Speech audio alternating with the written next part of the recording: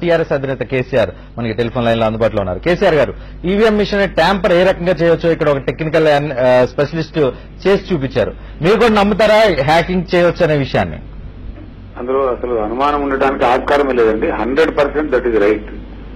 అక్కడ మీతో పాటు ఉన్న సాంకేతిక నిపుణులు ఏదైతే చూపిస్తున్నారో వాళ్ళ పాపం చిన్న స్థాయిలో వాళ్ళకు తోచినటువంటి టెక్నాలజీలో మాన్యువల్ గానే ఎట్లా చేస్తారని వాళ్ళు చూపిస్తున్నారు.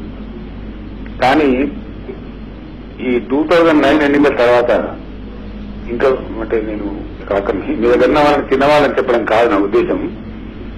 ఒక ఆయన లాజిక్ చెప్పాడు నాకు.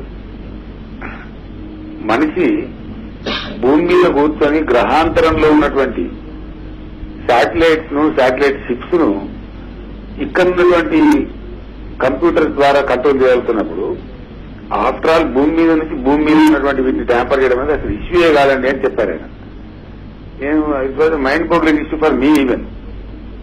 దాని తర్వాత నేను ఇబ్బంది పడిపోయి చాలా మంది నాకుండేటువంటి మిత్రులతో వాళ్ళందరితో అడిగాను. 100% ట్యాంపర్ చేయడానికి అవకాశం ఉందండి.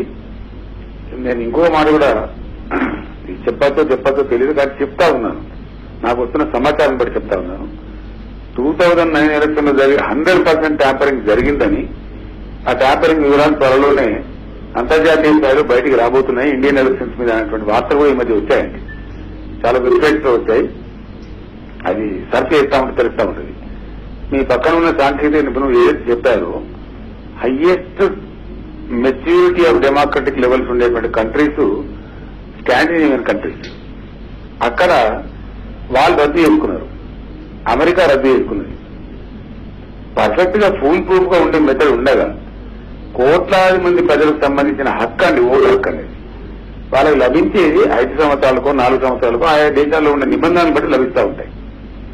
ఆ హక్కులు కూడా ఈ దుర్మార్గంగా ఆక్రమించి అగ్రెండైజ్ చేసి అధికారం చేతుల్లో ఉండే వాళ్ళు చేపట్టుకోవడం కరెక్ట్ కాదని చెప్పి మీ పక్కన ఉన్న సాంకేతిక నిపుణులు వాళ్ళు చెప్తా ఉన్నారు. దేశానికి ఒక సందేశం ఇస్తా ఉన్నారు.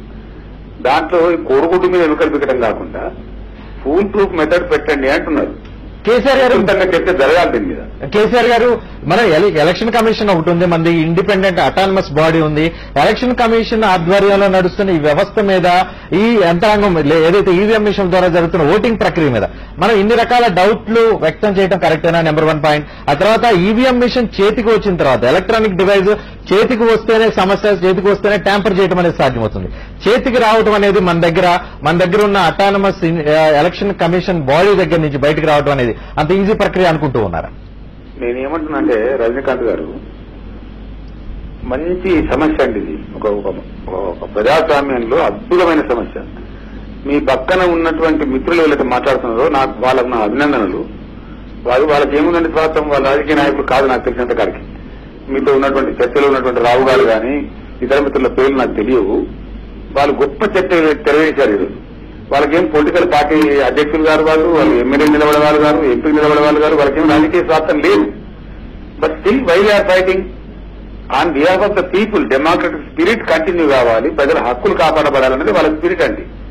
నేను వాళ్ళని హృదయపూర్వకంగా అభినందిస్తా ఉన్నాను. Right sir, thank you very much అండి.